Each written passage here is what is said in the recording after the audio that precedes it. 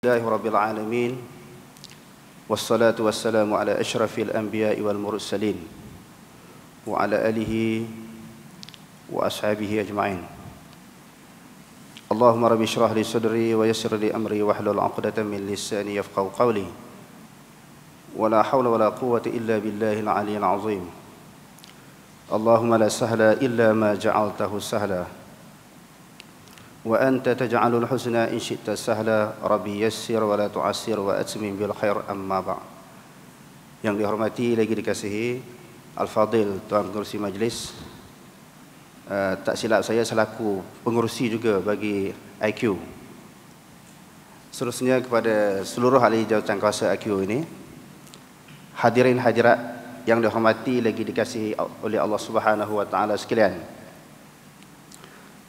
Pertama-tama marilah sama-sama kita melahirkan setinggi-tinggi kesyukuran kepada Allah Subhanahu wa taala kerana dengan limpah dan kurnia-Nya pada malam ini telah mengurniakan kekuatan kepada kita semua untuk sama-sama kita hadir di dalam satu liqa pertemuan, untuk sama-sama kita bermuzakarah, berbincang. Kedatangan saya di sini adalah sekadar untuk mengongsi maklumat dengan hadirin hadirat sekalian. Sebagaimana tajuk yang disebutkan tadi, Quran dan Sunnah sebagai sumber rujukan. Hadirin hadirat yang dirahmati oleh Allah Subhanahu wa taala sekalian, tajuk yang besar ini sering diperdengarkan di dalam majlis-majlis ceramah, majlis forum, tazkirah, kuliah agama dan sebagainya. Semua orang mengajak kepada Al-Quran dan Sunnah, khususnya para asatizah, para ulama, mufti-mufti, tuan-tuan guru, seluruh umat Islam sebagaimana yang disebutkan tadi, mengajak manusia supaya kembali kepada Quran dan Sunnah. Tetapi apabila kita dapati, kita teliti dan kita mengkaji di dalam majlis-majlis ilmu, sama ada ceramah, kuliah dan tazkirah dan sebagainya, masih lagi di dalam majlis ilmu ini dilunggukkan, dihidangkan maklumat-maklumat yang tidak tepat berdasarkan kepada Quran dan Sunnah. Walaupun seluruh umat Islam di seluruh dunia hadirin sekalian, khususnya di dalam negara kita, semua orang nak ajak kembali kepada Quran dan hadis. Tetapi masih banyak lagi sebagaimana yang disebutkan tadi, maklumat-maklumat yang disebarkan di dalam majlis ilmu ini, sesuatu maklumat yang tidak ditapis berdasarkan kepada Al-Quran dan Sunnah itu sendiri. InsyaAllah kalau ada kesempatan masa, mungkin kita akan kemukakan satu dua contoh bagaimana di dalam majlis ilmu ini dihidangkan, didedahkan, disampaikan kepada maklumat-maklumat kepada orang awam, khususnya maklumat yang kita nampak berbeza, bertentangan, tidak selari, tidak seiring, bahkan bercanggah dengan Quran dan Sunnah. Sebelum kita membahaskan tajuk ini dengan lebih panjang dan lebar, hadirin yang dihormati oleh Allah Subhanahu wa taala sekalian, berpegang kepada Al-Quran dan Sunnah ini adalah merupakan salah satu ciri-ciri orang yang beriman kepada Allah Subhanahu wa taala. Sebagaimana yang Allah taala sebut dalam Al-Quran di dalam surah Al-Ahzab, "Wa ma kana lil mu'minin wa la mu'minatin idza qadallahu wa rasuluhu amran an yakuna lahumul khiyaratu min amrihim wa man ya'sillaha wa rasulahu faqad dhalla dhalalan mubina." Yang bermaksud, tidak boleh mana-mana kalangan orang lelaki yang beriman kepada Allah dan juga kaum wanita yang beriman kepada Allah Subhanahu wa taala, bila Allah Subhanahu wa taala telah menetapkan suatu keputusan, suatu hukum, suatu peraturan, suatu undang-undang, suatu sistem yang telah ditetapkan di dalam Al-Quran, mereka memilih lain daripada apa yang telah ditetapkan oleh Allah dan juga apa yang telah ditunjukkan oleh Rasulullah sallallahu alaihi wasallam.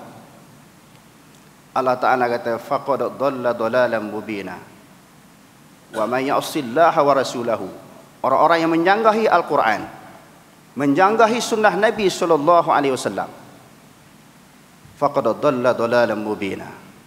Allah Ta'ala kata, sesungguhnya mereka berada di dalam kesesatan yang nyata. Bukan sesat-sesat ni sebagaimana yang kita ketahui. Sesat-sesat ni sebut ayah pin je, tak. Orang yang menyanggah tindakan dia bertentangan dengan Al-Quran Sunnah, Allah Ta'ala kata sesat juga. Cuma sesat ini sebagaimana yang dibahaskan di dalam masalah akidah, ada perkara yang melibatkan akidah di sudut i'tiqad. Ada sesat ini yang melibatkan syariat. Orang yang tak sembahyang, tak puasa, tak zakat, tak haji, di sudut istilah Al-Qurannya sesat juga, tetapi tidak membawa kepada kesesatan di sudut akidah, cuma sesat di sudut syariat ataupun fiqh sahaja. Dan ayat yang kedua Allah Subhanahu wa taala sebut di dalam Al-Quran, ya ayyuhalladzina amanu atiiullaha wa atiiur rasula wa ulil amri minkum fa in tanaza'tum fi syai'in farudduhu ila Allahi war rasul in kuntum tu'minuna billahi wal yaumil akhir dzalika khairun wa ahsanu ta'wila. Yang bermaksud, wahai orang-orang yang beriman kepada Allah. Hadirin sekalian, bila sebut orang beriman, kita kena rasa kita ini terpanggil dengan ayat ini. Kita kena rasa kita juga sebahagian daripada golongan yang telah beriman kepada Allah Subhanahu wa taala. Wahai orang-orang yang beriman, hendaklah kamu mentaati Allah. Taatlah kamu kepada Allah, taatlah kamu kepada Rasul, dan juga ulil amri daripada kalangan kamu. Jadi kalau kita baca atiullaha wa atiur rasula, dia ada perkataan atiu. Bagi tuan-tuan yang biasa terdedah dengan maklumat pengajian ilmu hadis ni, tak perlu hurai panjang lah. Atiullaha wa atiur rasul, Allah Ta'ala sebut dengan perkataan atiu. Taat kepada Allah, taat kepada Rasul, ada perkataan atiu. Di sini para ulama tafsir kata ini merupakan suatu ketaatan secara mutlak. Taat Allah dan Rasul ni suka tak suka kena taat. Sebab ada perkataan atiu. Ada pun pemimpin daripada kalangan kamu, Allah Ta'ala sebut wa ulil amri minkum. Dia tak sebut perkataan atiu. Di sinilah para ulama kata ketaatan kepada pemimpin bukan merupakan suatu ketaatan yang mutlak. Mana-mana pemimpin. Selama mana pemimpin itu mentaati Allah dan Rasul, kita boleh taat kepada dia. La ta'ata li makhluqin bi ma'siyati khaliq, tidak ada ketaatan kepada makhluk yang derhaka kepada Tuhannya. Dan Allah Ta'ala kata fa in tanaza'tum fi syai'in, bila kamu tanazu', tanazu' ni berbeza pendapat, bercanggah pendapat, berlainan pendapat.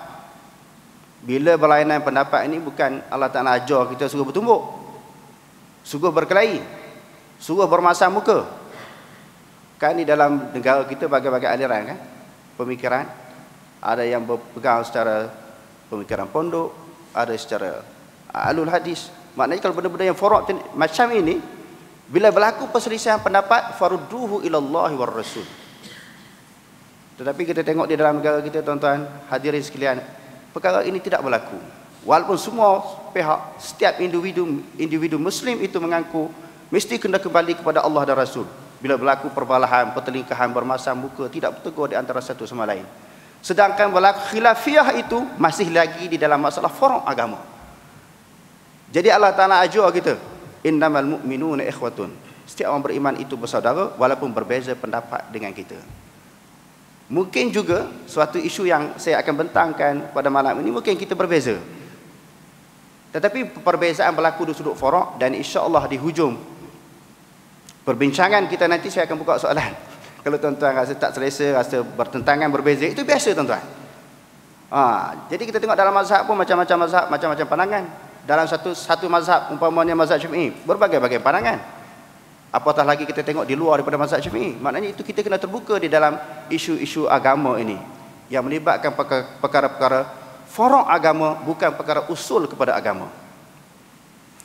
Jadi Allah Ta'ala sebut di dalam ayat yang kita bacakan tadi, fa in tanaza'tum fi syai'in farudduhu ilallahi war rasul.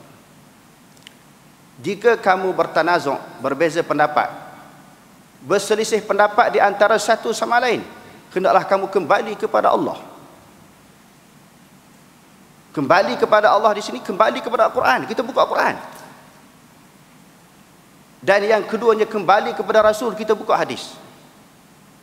Tapi realiti yang berlaku di dalam dunia ini, termasuklah di dalam negara kita, yang duk jadi berbalah berkelahi ini orang-orang agama. Sama-sama ustaz, sama-sama tok guru, sama-sama orang alim. Sepatutnya bila berbeza pendapat, buka kitab. Bila kita buka Quran dan hadis, okey, ini entah ada pandangan, entah ada hujah berdasarkan Quran dan hadis. Yang ni pun Ustaz B, Tok Guru A, Tok Guru B pun ada pandangan, ada dalil, tak apa.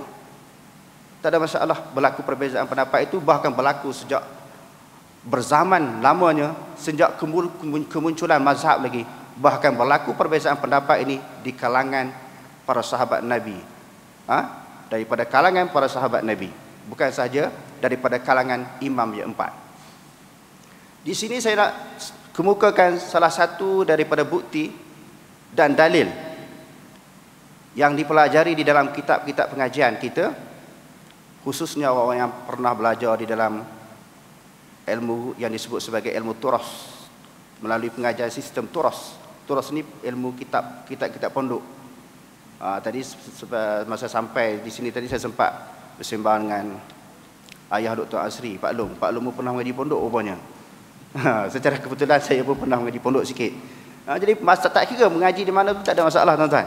Yang pentingnya ilmu itu bersumberkan kepada Quran dan Sunnah.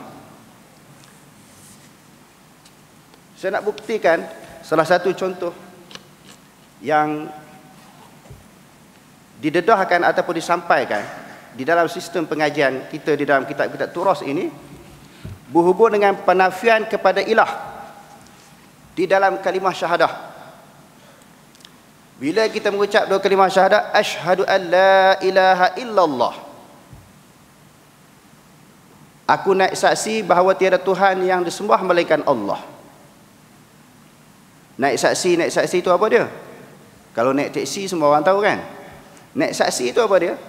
Di sini ulama-ulama mentafsirkan asyhadu dengan makna ana a'lamu, ana a'tarifu, ana aqirru, ana atayaqanu, ana afhamu. Asyhadu dia dimaksudkan di situ bahawa aku mengaku, aku berikrar, aku mengiktiraf, aku yakin bahawa tiada Tuhan yang sebenarnya yang layak disembah illallah, melainkan Allah Subhanahu wa taala semata-mata. Yang ni semua orang faham. Maknanya yang isbat itu adalah Allah. Tetapi Tuhan mana yang kita tolak tuan-tuan? Asyhadu an la ilaha illallah. Ilah mana yang kita tolak, yang kita tak sembah? Kalau saya tanya setiap orang, semua orang akan jawab Tuhan mana? Selain daripada Allah Ta'ala lah. Tuhan-Tuhan yang disembah oleh orang yang bukan Islam. Itu yang kita tolak. Berhala, matahari, bintang, bulan. Bulan pun orang sembah juga dulu, sekarang ni orang tak sembah. Tokong lah yang kita sebut. Ada yang sembah jin, syaitan, jemalang. Itu dia panggil ilah. Tetapi penafian di dalam kitab-kitab turas tuan-tuan, di antaranya sebagaimana yang termaktub di dalam kitab Aqidatun Najin. Jadi kadang-kadang bila saya baca, saya kritik sikit maklumat-maklumat ada yang dalam kitab ni, orang kata kepada saya, kamu ni siapa? Kamu nak banding dengan pengarang kitab? Sebab tu saya kata tajuk yang kita ketengahkan tadi adalah merupakan suatu tajuk yang sangat besar. Dan kita setiap ilmu yang kita pelajari, yang kita dengar, mesti ditapis melalui Quran dan hadis. Di dalam kitab-kitab turas ini menyebut Tuhan mana yang kita nafi tuan-tuan? Dalam kitab Aqidatun Najin muka surat 85. Secara kebetulan sebagaimana yang saya sebutkan tadi, saya mengaji di pondok dulu, kitab ni saya khatam beberapa kali. Saya bertelaki dengan guru. Bila saya secara kebetulan pula Allah Ta'ala takdirkan saya dapat melanjutkan pelajaran di Pakistan melalui sistem Deobandi, saya mula tapis maklumat-maklumat yang saya belajar dulu, yang lama-lama dulu. Dalam kitab-kitab yang saya belajar dulu, padahalnya sebenarnya banyak juga yang bercanggah, yang bertentangan, yang berbeza dengan Al-Quran dan juga Sunnah. Okey, kita tengok dalam kitab yang kita akan bacakan ini, iaitu dia kata di sini muka surat 85 Aqidatun Najin. Dan kata ahlul Islam, Tuhan itu tiada diterima melainkan esa jua, iaitu Tuhan kita Jalla wa'azza. Maka adalah kita nafikan dengan kata la itu atas qaul yang mu'tamad. Dalam kitab ni dia kata qaul yang mu'tamad. Maknanya qaul yang mu'tamad, pendapat yang dipegang. Pendapat yang dipegang. Dia kata zat yang bersifat dengan segala sifat ketuhanan. Ketuhanan yang kita sifatkan, yang kita isbatkan.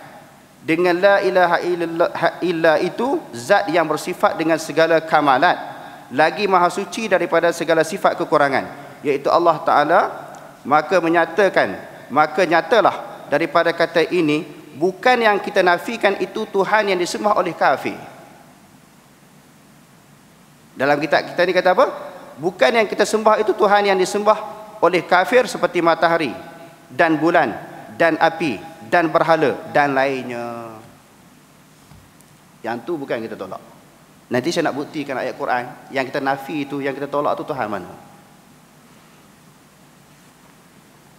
Di dalam kitab Syarah Usul Tahqiq,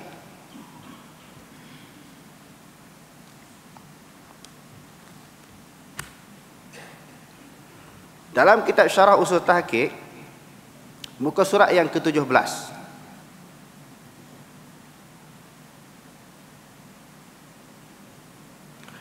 dia kata wa yajibu ala kulli mukallafin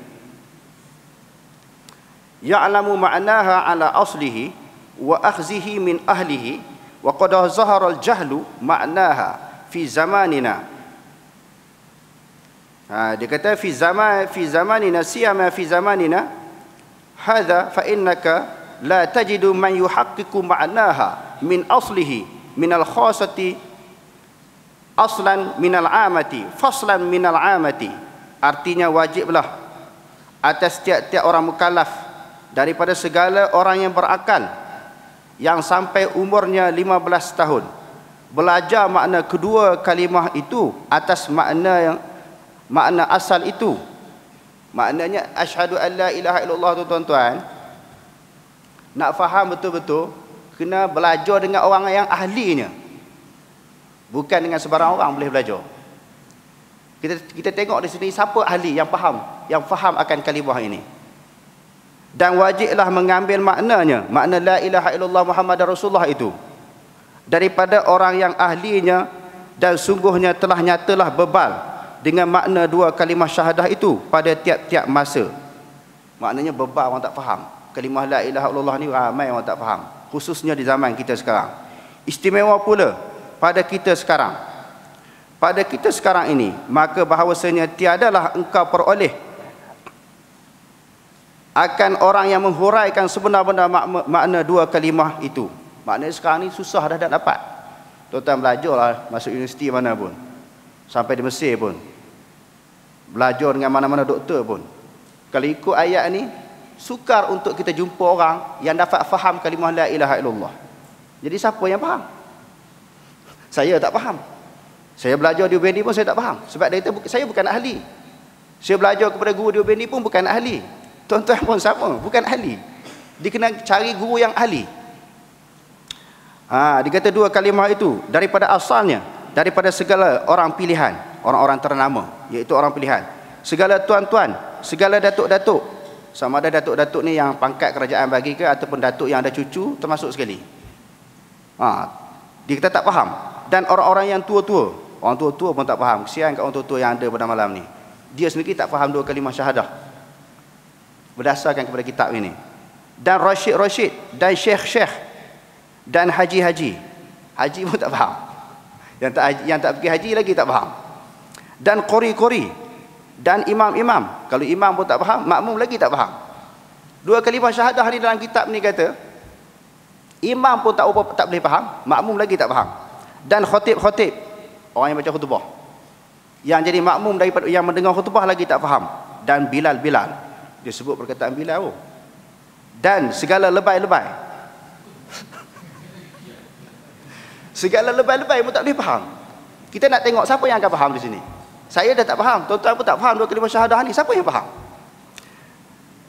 Dia kata apatah lagi orang yang kebanyakan yang tiada belajar dia itu. Maknanya orang yang tak belajar dengan berguru dengan orang yang ahlinya. Lalu dia kata lagi waqad khalatan fahishan wa tawahhamu anna manfiya fi qawli la ilaha illallah kulla ilahin ma'budatil kufari kal asnami wal awthani. Dia kata salah, suatu kesalahan yang nyata, iaitu mereka faham. Mereka tu siapa? Maknanya kita semua. Orang Islam di akhir zaman ini, mereka faham bahawa yang dinafikan di dalam kalimah la ilaha illallah itu kulla ilahi ma'budatil kufari. Setiap Tuhan yang disembah oleh orang kafir, yang tu nafi. Dia kata salah nafi yang macam tu. Asyhadu an la ilaha illallah, asyhadu an la ilaha. Aku naik saksi bahawa tiada Tuhan. Yang kita sembah semua orang faham. Sembah Allah Ta'ala. Yang kita tak sembah Tuhan mana? Yang kita tak sembah tu Tuhan mana? Sudah tentulah Tuhan yang disembah oleh orang kafir kan? Sudah tentulah yang kita tak sembah tu Tuhan mana? Tuhan yang disembah oleh orang kafir lah. Matahari, bintang, bulan dan sebagainya. Begitu juga yang disebut di dalam kitab Faridatul Faraid ala ilmil aqaid. Banyak lagi tuan-tuan. Di dalam kitab-kitab tauhid yang berpegang dengan fahaman khalaf ini, memasukkan suatu fahaman yang berbeza, bertentangan, yang tak seiring dengan Al-Quran. Walaupun saya sendiri saya boleh terima masalah salaf dan khalaf ini tidak ada masalah, tetapi sebahagian daripada pemikiran khalaf ini yang bertentangan dengan Quran dan Sunnah. Kerana kita tengok di dalam Al-Quran, Allah Ta'ala kata, وَلَقَدْ أَرْسَلْنَا نُوحًا إِلَىٰ قَوْمِهِ فَقَالَ يَا قَوْمِ اعْبُدُوا اللَّهَ مَا لَكُمْ مِنْ إِلَٰهٍ غَيْرُهُ. Ketika kaum Nabi Nuh alaihi salam menyembah berhala, menyembah Tuhan-Tuhan yang lain daripada Allah Subhanahu wa taala. Lalu Allah Taala kata, kami mengutuskan Nuh kepada kaumnya, dan kami perintahkan kepada Nuh supaya berkata kepada kaumnya, ya qaumi ya'budullaha ma lakum min ilahin ghairuh. Wahai kaum aku, tidak ada Tuhan selain daripada Allah. Hendaklah kamu sembah Allah Ta'ala, tidak ada Tuhan selain daripada Allah. Maknanya kaedah yang dinafikan di dalam Al-Quran ini, maknanya Tuhan yang lain daripada Allah Ta'ala, iaitu Tuhan-Tuhan yang disembah oleh orang yang bukan Islam. Jadi kita tengok apakah makna kalimah la ilaha illallah sebagaimana yang ditafsirkan oleh ulama di dalam kitab Syarah Aqidah Tahawiyah.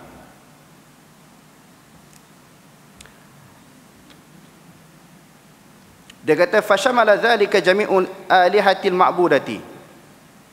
Ilahin itu kalau kita mengaji di dalam bahasa Arab maknanya isim nakirah. La ilaha, nafi li jinsi dipanggil. Tidak ada Tuhan. La rajula fid dari. Tidak ada lelaki di dalam rumah. Maknanya jenis orang lelaki tak ada. Orang perempuan mungkin ada, pondan mungkin ada.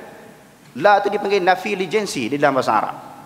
La ilaha, tidak ada Tuhan. Tuhan mana? Mana-mana Tuhan. Sebab itu dia kata di sini, Syarah Aqidah Tahawiyah dia kata, fashamala dzalika jami'u alihatil ma'budati, merangkumi Tuhan-Tuhan yang disembah min dunillah, selain daripada Allah Subhanahu wa taala. Minal bashari, daripada manusia. Kalau sekiranya manusia itu disembah, dipanggil Tuhan juga. Wal malaikati wal jinni wasairil makhluqati, daripada malaikat, jin dan setiap makhluk yang disembah.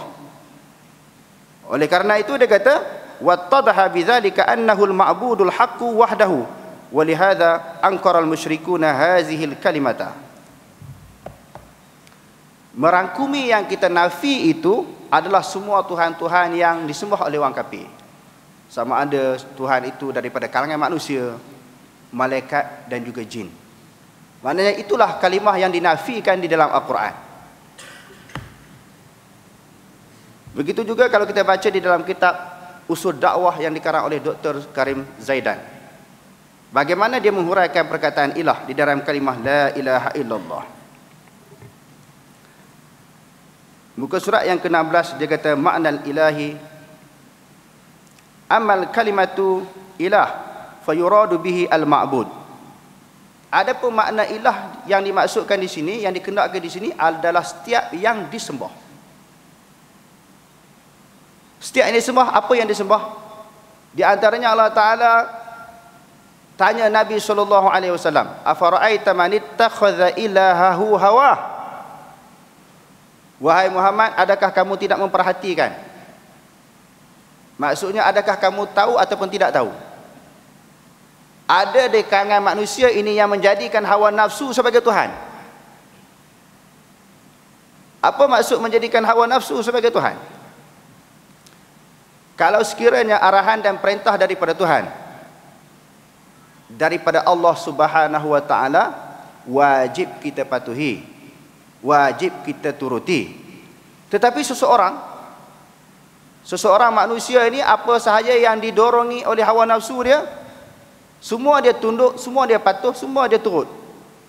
Maka seolah-olahnya dia telah menjadikan hawa nafsu sebagai Tuhan, sebab dia sembah hawa nafsu dia. Sebab itu dalam Al-Quran menyebut setiap yang disembah itu adalah Tuhan. Cuma di dalam ilmu akidah ini dia ada dua Tuhan. Yang pertamanya dipanggil Ilahul Haq, Tuhan yang sebenar, yaitu Allah Subhanahu wa Ta'ala. La ma'buda bihaqqin illallah.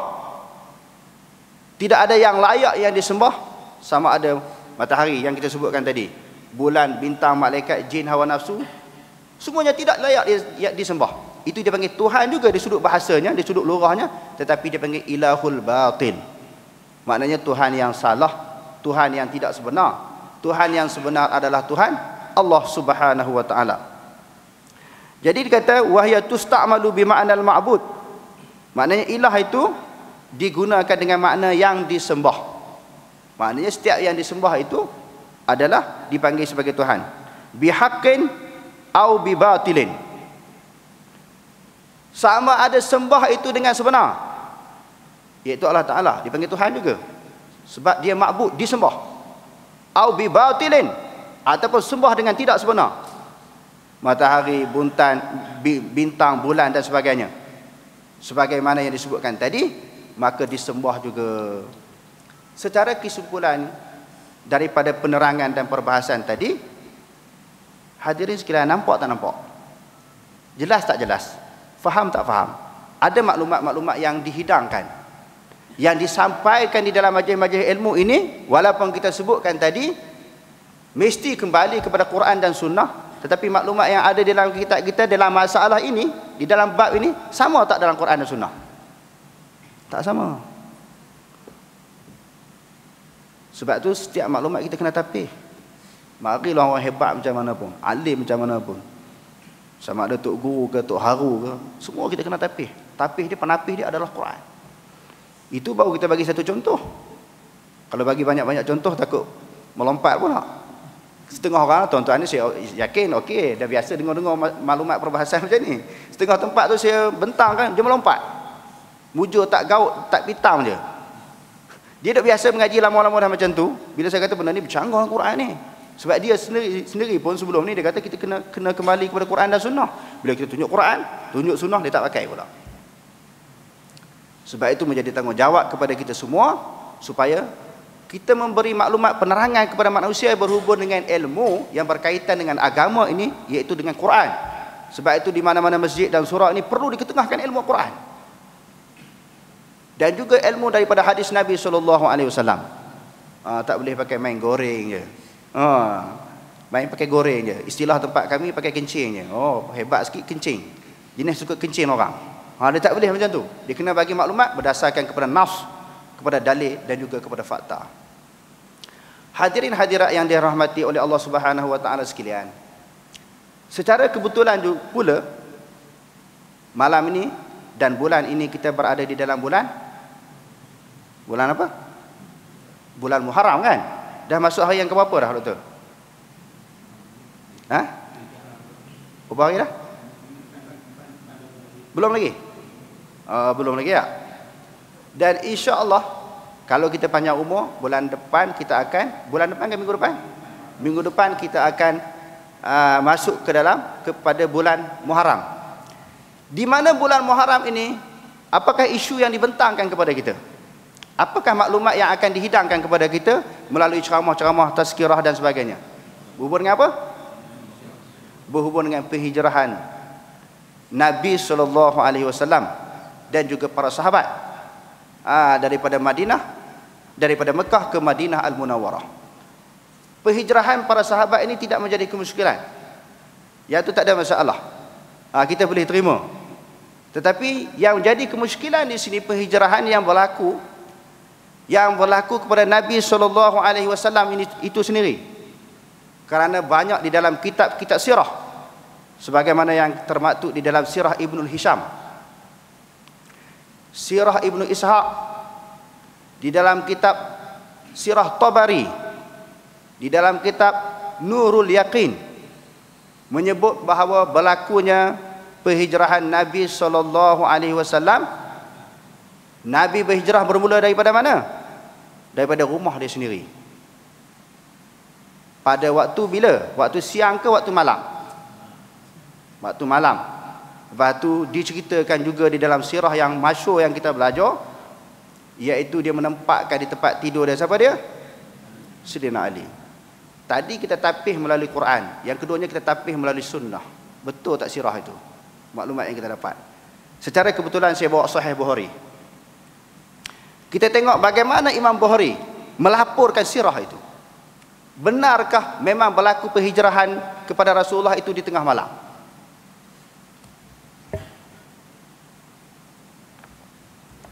Kalau tuan-tuan nak rojok Bukhari, kalau jilid dia berlaku perbezaan. Mungkin yang jilid sana ni yang kedua.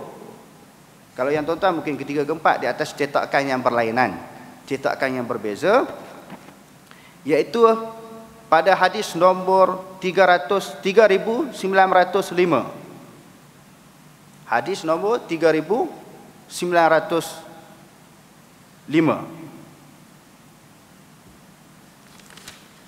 Di bawah tajuk dan babu hijratin Nabi sallallahu alaihi wasallam wa ashabihi ilal Madinati. Bab berhubung dengan hijrah Nabi sallallahu alaihi wasallam dan sahabatnya ke Madinah Al-Munawwarah. Kita tengok bagaimana Imam Bukhari melaporkan. Sebelum daripada itu, kalau kita baca dalam sirah-sirah biasa yang kita belajar, di antaranya Nurul Yaqin yang saya sebutkan tadi.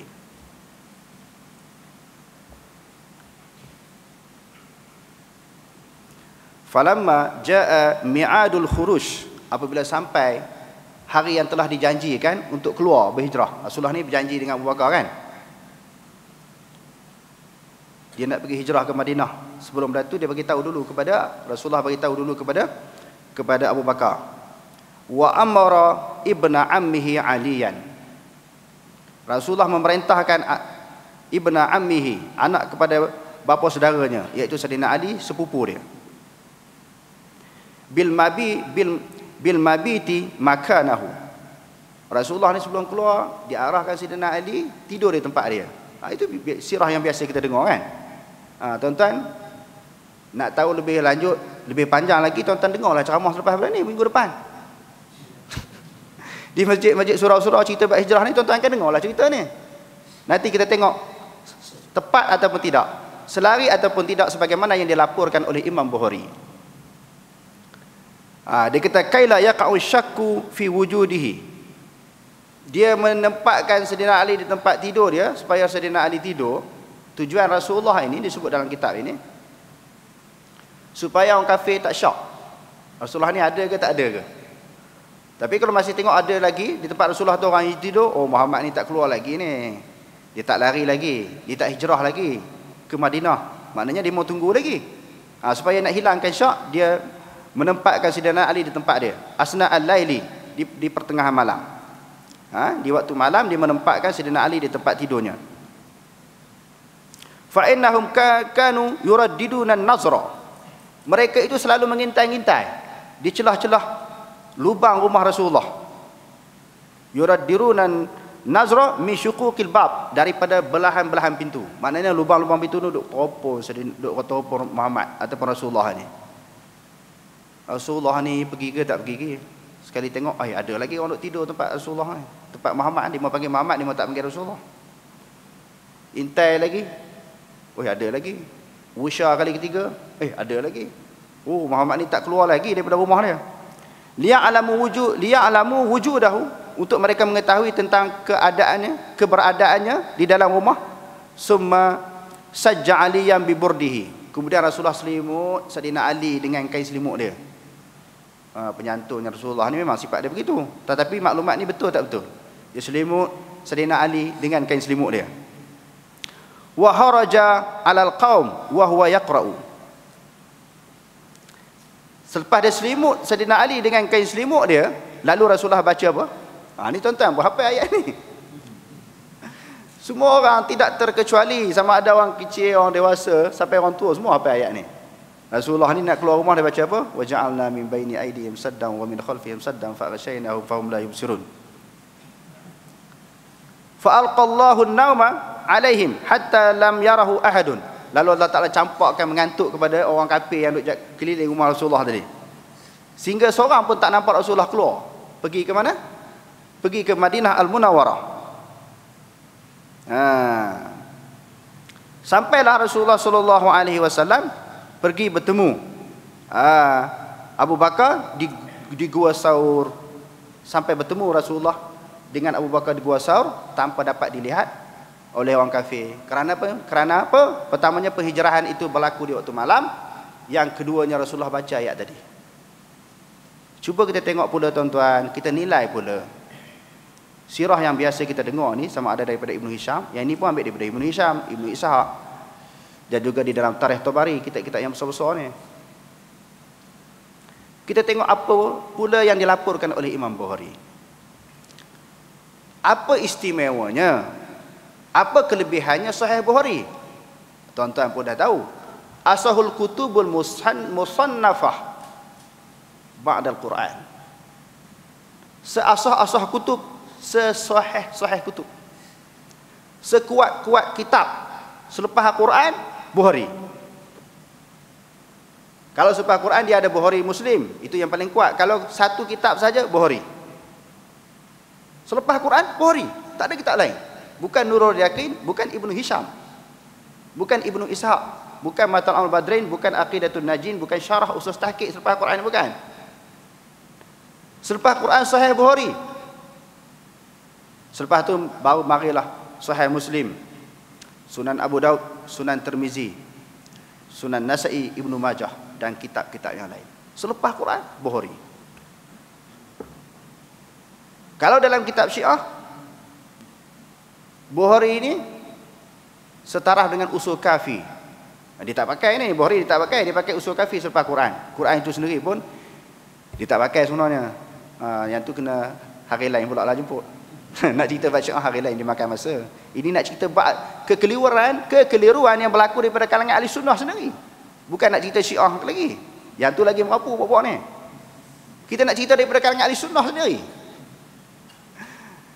Daripada kalangan orang agama sendiri. Di dalam membaca maklumat, menerima maklumat, dia tidak tapis berdasarkan kepada Quran dan hadis. Kita tengok hadis yang keberapa? 3905. Hadis ni terlalu panjang tuan-tuan, ada 2 line lebih, saya baca setengah aja untuk melaporkan apa yang berlaku di dalam peristiwa hijrah ini. Qala Ibnu Syihab, qala Urwatu. Ibnu Syihab kata dan berkata Urwah, qalat Aisyatu, telah berkata Aisyah, bainama nahnu yawman julusun fi baiti Abi Bakrin fi nahri Zahirah. Ketika sedang kami duduk di rumah Abu Bakar. Rumah Abu Bakar, rumah ayah dia. Di tengah hari, qala qailun li Abi Bakrin, berkata seseorang di dalam rumah itu kepada Abu Bakar. Seseorang di sini ulama kata iaitu Asma sendiri, saudara perempuan kepada Aisyah. Di tengah hari sedang kami berada di rumah Abu Bakar, lalu berkata oleh seseorang, hadza Rasulullah sallallahu alaihi wasallam mutaqanni'an fi sa'atin lam yakum ya'tina fiha. Rasulullah datang dalam keadaan dia tutup selimut kepala dia di suatu masa yang tak pernah Rasulullah datang. Di tengah hari ni Rasulullah ni tak pernah datang rumah mereka dalam keadaan suasana masa time yang macam tu. Tiba-tiba hari itu datang di tengah hari, betul-betul tengah hari, waktu tengah hari, di dalam keadaan dia tutup kepala dia. Faqala Abu Bakrin, lalu Abu Bakar tanya, fida'un lahu Fidaun lahu abi wa ummi. Ibu dan ayahku menjadi tebusan. Maknanya suatu benda yang besar. Ini perkataan biasa yang digunakan oleh orang Arab untuk melahirkan suatu perkara yang besar, suatu perkara yang penting. Wallahi ma jaa fi hadhihi sa'ah illa mru'un. Demi Allah, Rasulullah ni tak pernah datang pada time ni, melainkan kedatangan itu membawa suatu berita, suatu maklumat yang besar, dia kata. Biasa-biasa mungkin dia datang petang ataupun pagi. Pada hari itu datang tengah hari pula. Abu Bakar kata mesti Rasulullah ni sallallahu alaihi wasallam dia nak bawa satu maklumat yang besar ni, perkara yang penting kepada kita. Qalat faja'a Rasulullah sallallahu alaihi wasallam fasta'dana fa uzina lahu. Lalu Aisyah kata datanglah Rasulullah sallallahu alaihi wasallam dan diberi keizinan kepada dia masuk dalam rumah. Fa dakhala, lalu dia masuk. Fa qala Nabi sallallahu alaihi wasallam di Abi Bakrin, bila dia nak masuk dalam rumah tu, lalu Nabi kata kepada Abu Bakar, akhrij man indaka, bawa keluar siapa-siapa yang ada dalam rumah ni. Rasulullah nak cerita benda penting, maklumat sirriyah, perkara-perkara yang tersembunyi, perkara-perkara rahsia. Rasulullah kata kalau ada orang dalam rumah ni tolong bawa keluar, takut orang tahu maklumat yang nak disampaikan oleh Rasulullah. Faqala Abu Bakrin, Abu Bakar kata, innamahum ahluka bi abi anta ya Rasulullah. Demo ni bukan orang lain, keluarga kamu juga.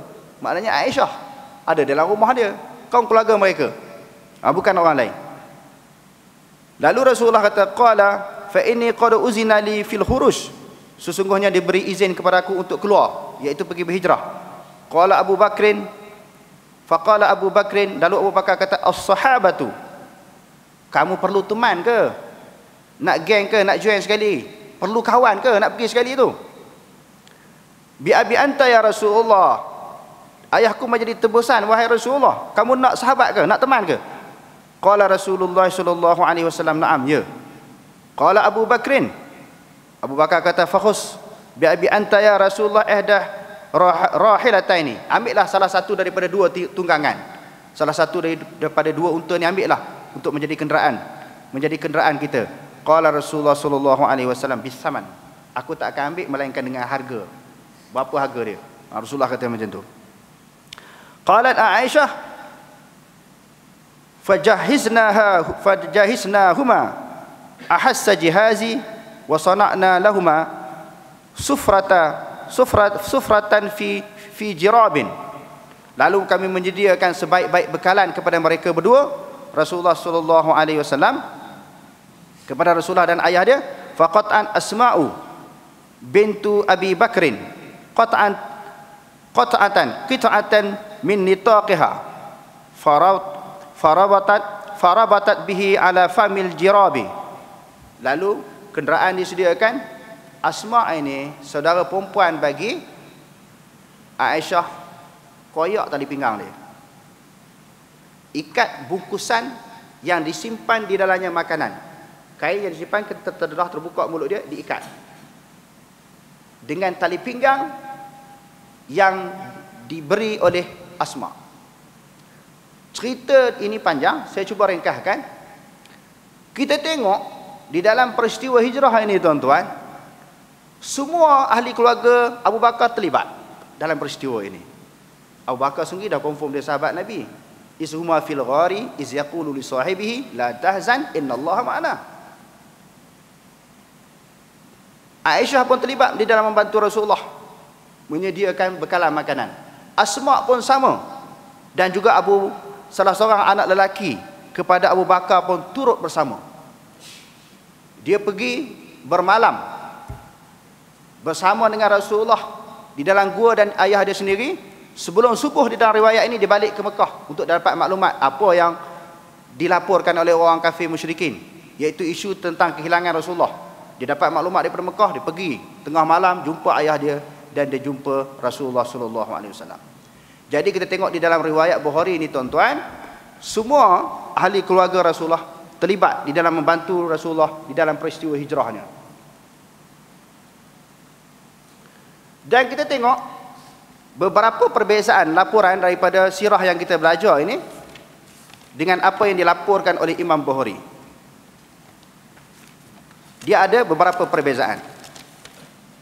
Yang pertamanya, sirah yang dilaporkan oleh Ibnu Hisham, Ibnu Ishaq dan kitab-kitab sirah yang lain, bahawa hijrah itu berlaku di tengah malam. Itu perbezaan yang pertama, apa yang dilaporkan oleh Bukhari. Sedangkan apa yang dilaporkan oleh Imam Bukhari, hijrah itu di tengah hari. Di tengah hari. Yang keduanya, apa yang dilaporkan oleh Imam Bukhari ini tidak menyebut langsung tentang Sayyidina Ali. Tidak menyebut langsung tentang Sayyidina Ali. Dalam Bukhari tidak sebut. Yang ketiga, hijrah pada waktu siang, tadi dah kita sebut. Yang keempat, Rasulullah membaca ayat dalam surah Yasin. Rasulullah tak baca. Sebab tu saya kata kena tapih antara Ibnu Hisham, Ibnu Ishaq ni dengan Bukhari selepas Quran, yang mana paling sahih kita sebut tadi? Sudah tentu Bukhari. Tetapi di dalam melaporkan peristiwa hijrah ni, kenapa kita tak rujuk Bukhari? Yang kelima, Aisyah bersama Asma menyiapkan bekalan untuk hijrah. Tak dilaporkan di dalam Ibnu Ishaq dan juga Ibnu Hisham. Ibnu Hisham ni dia nakalkan 100% apa yang termaktub, apa yang diambil daripada guru dia Ibnu Ishaq. Kalau nak bahas tentang jarah wa ta'dil, ilmu jarah wa ta'dil, Ibnu Ishaq ini ditolak oleh majoriti ulama-ulama hadis. Dia seorang Syiah.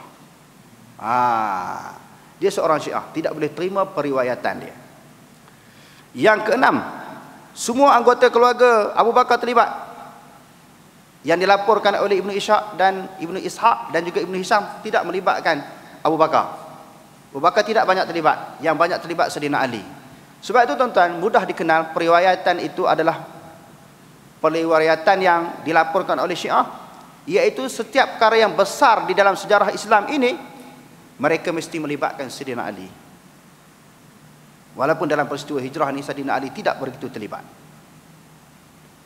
Dan apabila Rasulullah sampai ke Madinah Al-Munawwarah, setelah Rasulullah mempersaudarakan antara Aus dan Khazraj, Muhajirin dan Ansar, last kali dia mempersaudarakan diri dia dengan Sayyidina Ali.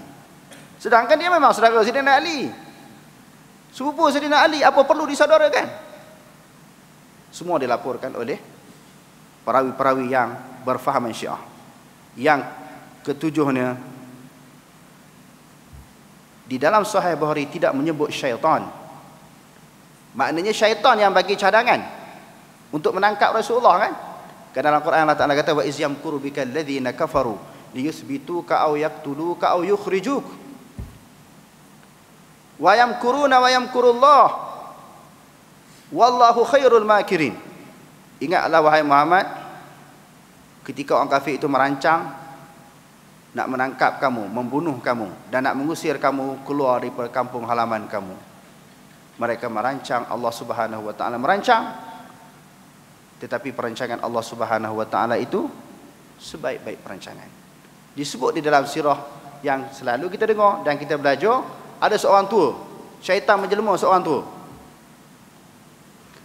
Tahu mana dia syaitan?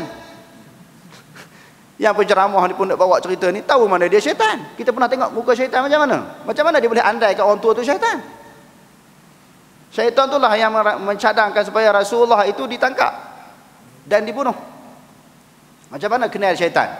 Siapa daripada kalangan antum ni pernah tengok muka syaitan macam mana? Tak pernah. Macam mana dia tahu orang tua ni syaitan? Ini suatu benda, maklumat yang tidak munasrawak, yang kita tak boleh terima. Sebab dia tak pernah tengok syaitan pun. Macam mana dia buat andaikan orang tua ni syaitan? Jadi orang tua ini juga tidak dilaporkan di dalam Bukhari. Sedangkan sebagaimana pegangan kita, keyakinan kita, Sahih Bukhari ini tuan-tuan selepas Quran. Kenapa di dalam menerima sirah dan juga maklumat yang berkaitan dengan hukum hakam yang lain, kita tidak rujuk Bukhari. Kita ambil maklumat kok tepi jalan ni untuk menjadi pegangan dan kita sebarkan di dalam majlis-majlis ilmu. Jadi tuan-tuan, banyak lagi kalau kita nak dedahkan, kita nak bongkarkan tentang maklumat yang berkaitan dengan hukum dan maklumat yang berkaitan dengan sirah ini yang tersebar di dalam majlis pengajian ilmu ini tidak bertepatan dengan Quran dan Sunnah. Sebab itu hadirin sekalian, menjadi tanggungjawab, kewajipan kita semua ni tanpa kecuali kena ketengahkan ilmu Islam ni berdasarkan kepada Quran dan hadis. Walaupun duk cakap ni lama dah. Semua pihak cakap. Semua pihak menyebut perlu kembali kepada Quran dan Sunnah. Tetapi sebagaimana yang kita sebutkan tadi, di sudut realitinya, di sudut hakikatnya, tindakan kita, pegangan kita, fahaman kita tidak bertepatan dengan Quran dan Sunnah.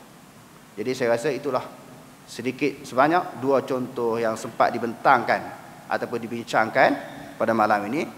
Dan saya di mana-mana tempat yang saya bagi tazkirah ataupun ceramah ni, biasa saya buka soalan sebagaimana yang saya sebutkan tadi. Kalau tuan-tuan rasa berbeza dengan maklumat yang tuan-tuan dapat, tak selesa, tak setuju, kita boleh bincang, insya-Allah, tak ada masalah. Wallahu a'lam. Saya serah balik kepada tuan pengerusi.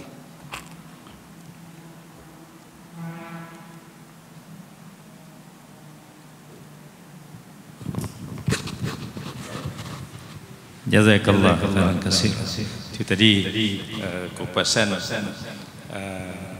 agak membuka minda kita dengan tajuk Quran dan Sunnah, dan kita ada masa memang banyak. Kita minta siapa saja yang ingin mengajukan beberapa soalan bersangkut dengan kita punya tajuk pada malam ini, iaitu Quran, Sunnah dan sumber sebagai sumber rujukan. Memanglah yang kita tahu di mana-mana yang kita dengar, kita selalu merujuk kepada Quran dan Sunnah. Tapi macam Ustaz kata tadi, sama ada kita betul-betul merujuk kepada Sunnah dan Quran dan praktiknya bertempat yang kita tahu agak bercanggah. Memang betul macam Ustaz kata tadi. Jadi saya buka soalan daripada siapa saja yang ingin ajukan soalan bersangkut dengan kita punya tajuk pada malam ini, insya-Allah. Sila.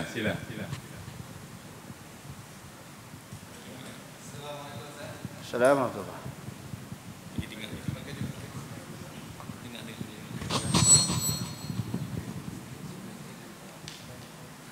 Assalamualaikum Ustaz.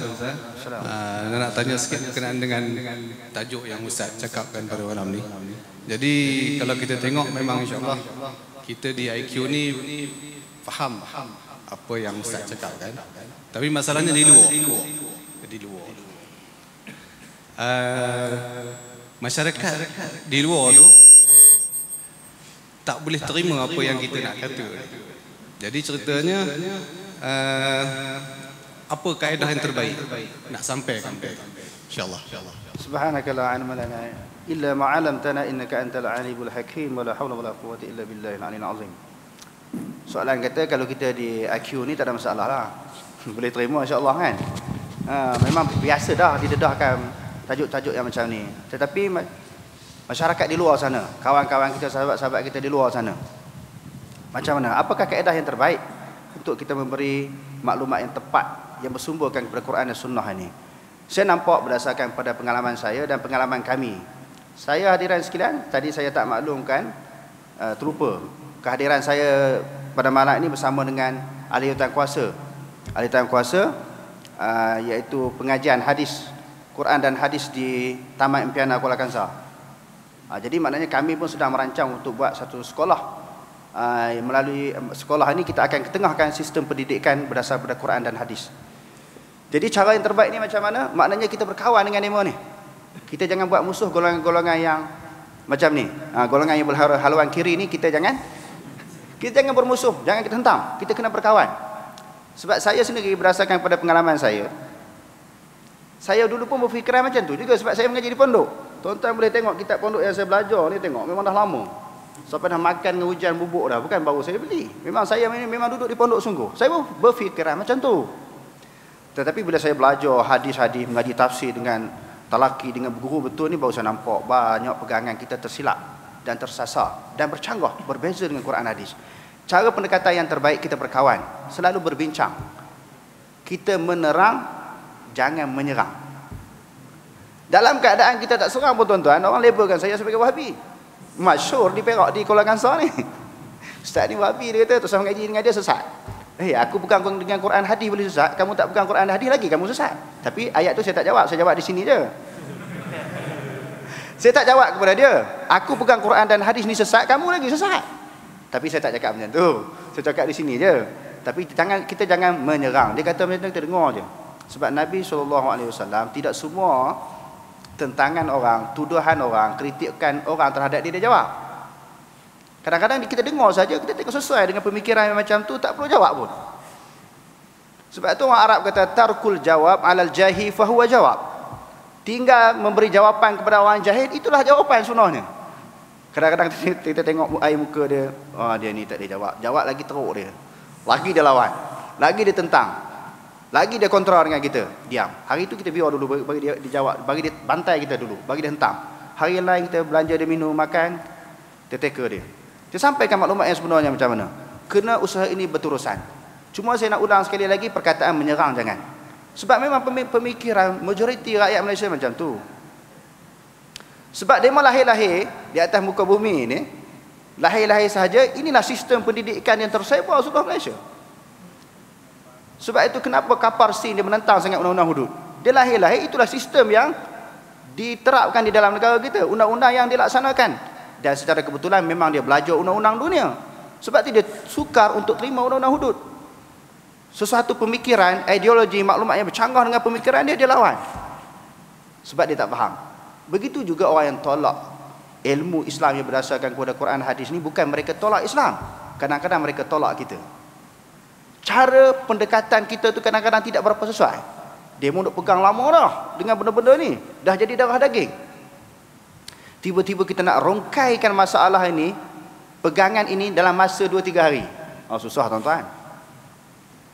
Pokok balak yang umur dia 100 tahun, kita nak tumbangkan dia dengan pakai cangkul je, boleh? Umur 100 tahun, pakai gali dengan tangan, pakai cangkul je, tak boleh. Kena pakai jentolak, pakai fiqhu, baru dia tumbang. Begitu juga pegangan yang telah menjadi akidah kepada masyarakat ini. Soalan tadi macam mana pendekatan yang terbaik, kita kena berkawan dengan mereka. Mereka tidak ada maklumat. Dan banyak daripada kawan-kawan kita yang mempunyai pemikiran macam ni, bila kita dekati dia, kita berbincang, berhujah dengan dia, berdialog dengan dia, bertukar-tukar pandangan, akhirnya alhamdulillah dia dikenal. Dia boleh terima insya-Allah. Itulah saya kata pandangan yang boleh saya sampaikan. Wallahu a'lam. Ada soalan lain? Ya.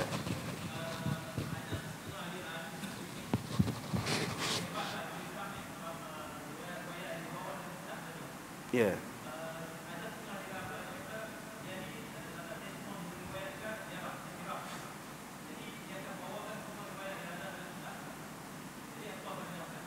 Ya, betul.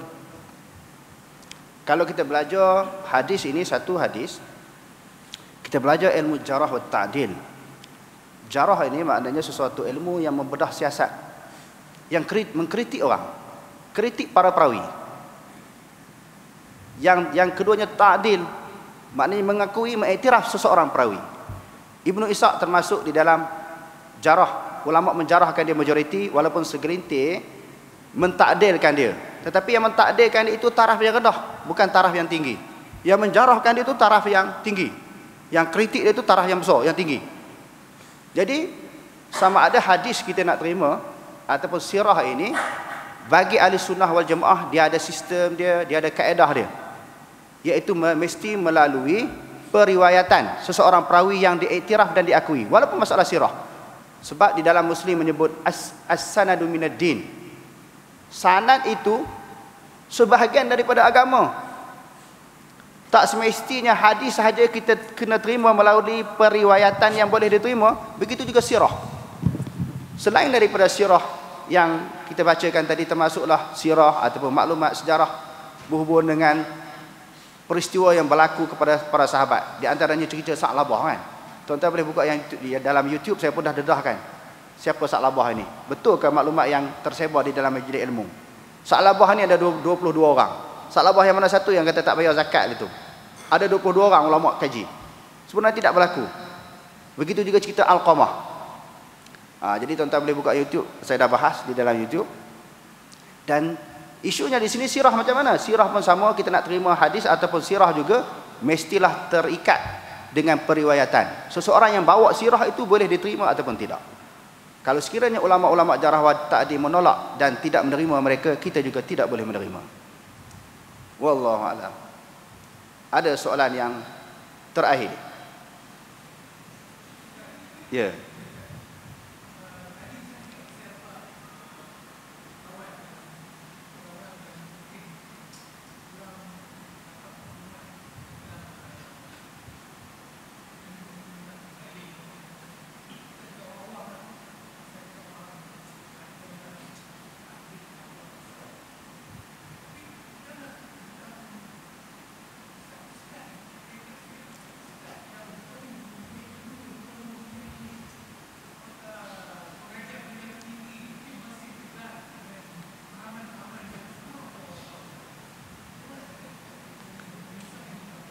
dia di sudut pemikirannya sebenarnya sama juga macam orang awam. Sama je. Walaupun dia ada kedudukan, ada gelaran, title-title yang tertentu ini, sebenarnya sama juga dengan orang awam apabila dia berfikiran begitu. Sebab apa orang alim, orang yang ada nama lah kita kata sini, berpegang macam orang awam juga? Sebab sebagaimana yang kita sebutkan tadi, sistem pengajian di dalam negara kita. Kalau Nabi kita tengok, dia ajar orang Quran dan Sunnah dulu. Begitu juga para sahabat. Tetapi sistem pendidikan di dalam negara kita, sekolah Arab ke, sekolah pondok ke, macam mana cara kita belajar? Dia kuat mazhab dulu. Bila diketengahkan mazhab dulu, mazhab Syafi'i macam ni. Lepas tu dalam mazhab Syafi'i umpamanya air mesti 2 qalah. Sini tak sah ambil sembahyang sebab 1 qalah. Dia tak bahas pula khilafiah dalam mazhab Syafi'i. Sebenarnya benda ni masih khilaf lagi. Majoriti pegangan ulama Syafi'i dia kata waqtara kasiruna min a'immatina mazhaba Malikin annal ma'a la yanjusu mutlaqan illa bitaghayyuri. Majoriti ulama Syafi'i pegang masalah air ni sebagaimana Imam Malik. Imam Syafi'i sendiri berguru dengan Imam Malik. Sebenarnya air tak cukup 2 qalah pun masuk musta'mal ke tetap air suci. Masuk najis sekalipun selama mana dia tidak berubah tetap suci. Kerana tidak ada hadis yang sahih. Jadi kenapa ustaz-ustaz macam ni pegang pemikiran macam awam-awam juga? Sebab masa pendidikan dia belajar dulu kecil-kecil dulu, muda-muda dulu, dia kuat mazhab. Walaupun dia mengajar dan dia mengajar orang, dia ceramah kepada orang, kita tuan-tuan hendaklah kembali kepada Quran hadis, kembali kepada Quran hadis, kembali kepada Quran hadis, dia tekan. Apabila kita kemukakan dalil berdasarkan Quran hadis, dia sendiri lawan. Bukan orang awam, orang alim ni tadi. Sebab sistem pendidikan dia macam tu. Sebab itu alhamdulillah tuan-tuan dah ada IQ ini, dan di tempat-tempat yang lain pun sekarang dia dah mula merebak, disebarkan ilmu-ilmu yang bersumberkan kepada Quran dan hadis. Jadi macam mana kita nak kurangkan masalah ini, nak hapuskan, nak hilang, tidak akan boleh dihapuskan. Cuma kita dapat mengurangkan masalah dengan cara di mana-mana tempat pengajian ilmu ini mesti ajar Quran, mesti ajar hadis. Selama mana perkara ini tidak wujud di dalam pengajian masjid, surau dan sebagainya, tetap generasi ini akan berterusan sampai bila-bila. Generasi yang mempunyai pemikiran yang macam ini akan berterusan sampai bila-bila. Kalau tidak ada usaha daripada kita yang menyebarkan ilmu ini berdasarkan kepada Quran dan Sunnah. Tadi saya sebut dah akhir kan? Akhir sekali lagi, kok ada soalan? Orang Perak pula. Tadi semua orang Penang kan? Ada orang Perak nak tanya ni? Orang Perak pun ramai datang malam ni.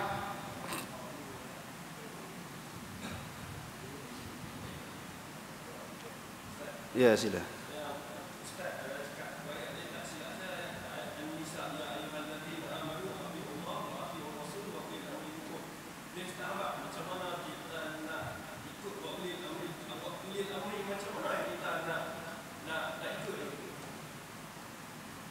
Ulil amri yang macam mana? Ulil amri yang termasuk daripada, sebab itu Allah Ta'ala kata, ayat itu bermula daripada perkataan ya ayyuhallazina amanu, wahai orang-orang yang beriman. Pertamanya Allah Ta'ala sebut orang beriman. Orang yang beriman itu ati'ullaha wa ati'ur rasulah. Orang yang beriman itu adalah orang yang taat kepada Allah dan taat kepada Rasul. Wa ulil amri. Ulil amri yang macam mana? Ulil amri yang amanu. Amanu Ulil amri yang beriman. Di antara ciri orang yang beriman, Allah Ta'ala kata wa ma kana lil mu'minin wala mu'minatin idza qadallahu wa rasuluhu amran an yakuna lahumul khiyaratu min amrihim wa man ya'sillaha wa rasulahu faqad dhalla dhalalan mubina. Tidak boleh orang lelaki yang beriman, perempuan yang beriman, Allah Ta'ala dah tetap hukum, peraturan undang-undang, dipilih undang-undang lain. Sebabnya dia ikut undang-undang Quran. Dia tak nak, tak sesuai, ketinggalan zaman, nanti jadi huru-hara, kucak kacir, makan sup tangan hari-hari. Itu satu ucapan yang tidak betul. Fala wa rabbika la yu'minuna hatta yuhakkimuka fima shajara bainahum summa la yajidu fi anfusihim harajan mimma qadaita wa yusallimu taslima. Maka demi Tuhan engkau, mereka tidak dianggap benar-benar beriman sehingga mereka menerima apa yang diputuskan oleh engkau. Nabi putus terima. Ini undang-undang yang diputuskan oleh Nabi, dia tak terima. Salah satu daripada ciri orang beriman ni dah tak ada. Dia terima dengan hati yang terbuka. Tidak berlaku sempit di dalam hati. Maknanya bukan mulut saja terima, hati dia pun rasa lapang. Bukan dia kata hukum Allah Ta'ala ni okey, tapi lah hati dia Allah tak selesa lah, tak puas hati lah, tak sesuai lah. Hati tu berkata-kata, tak boleh. Dan Allah Ta'ala sebut lagi dalam Al-Quran, alam tara ila alladhina yaz'umuna annahum amanu bima unzila ilaik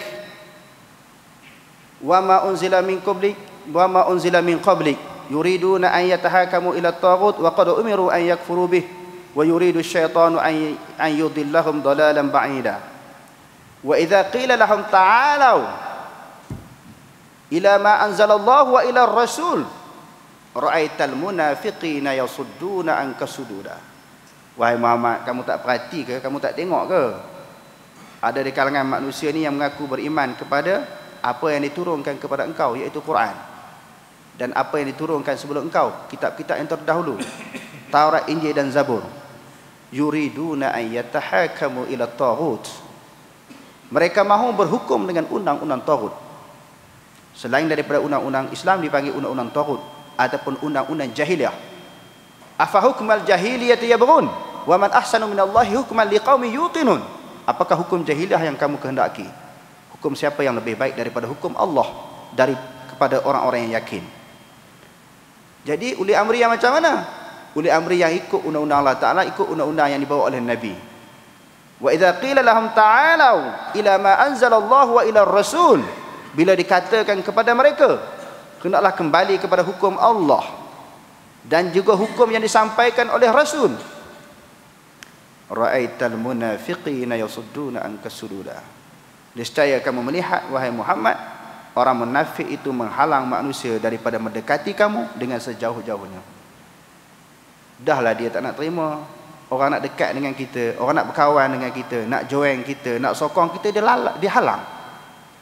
Dia halang, dia tentang, jangan join dengan puak-puak ni. Dia dah tak nak ikut. Dia larang orang pula ikut suatu golongan yang nak bawa kepada undang-undang Islam. Jadi uli amri macam ni tak boleh ikut lah. Banyak tuan-tuan nak tu kena kupas tajuk khusus pula. Ada ulama sebelah sana yang 40 orang tu dia hurai lagu lain pula. Dia dihuraikan Quran ni bab uli amri, kita kena tengok semua hadis-hadis Nabi. Hadis yang disebut dalam Bukhari, Muslim dan sebagainya. Bagaimana ditafsirkan uli amri oleh ulama ini? Kita kena adil. Kita kena adil. Tak boleh kita baca Quran hadis yang secocok dengan pemikiran kita sahaja. Ada pun dalil-dalil Quran dan hadis yang tidak sesuai dengan pemikiran kita, kita tak baca. Itu yang berlaku. Kita fanatik dengan kumpulan kita, parti kita, puak kita, jemaah kita. Ayat-ayat yang sesuai dengan pemikiran kumpulan kita, jemaah kita, kita baca. Hak tak sesuai kita tak baca. Begitu juga tafsiran yang bercanggah dengan pemikiran kita, dengan kumpulan kita, kita tak baca pula. Kita kena baca semua kedua-dua dalil. Lepas tu kita tengok mana yang rajih, yang paling tepat, yang paling betul. Wallahu a'lam. Aqulu qawli hadza wa astaghfirullahal azim li wa lakum. Wassalamualaikum warahmatullahi taala wabarakatuh. Jazakallahu khairan katsiran. Nampaknya kita tak puas lagi dengan pencerahan Ustaz.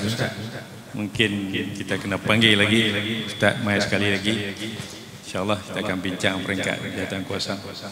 Topik yang kita bagi ni pun masa baru Ustaz ni Ustaz. Saya ada ingat nak belajar ambil pukul 11. Tapi tak apa, kita tahu Ustaz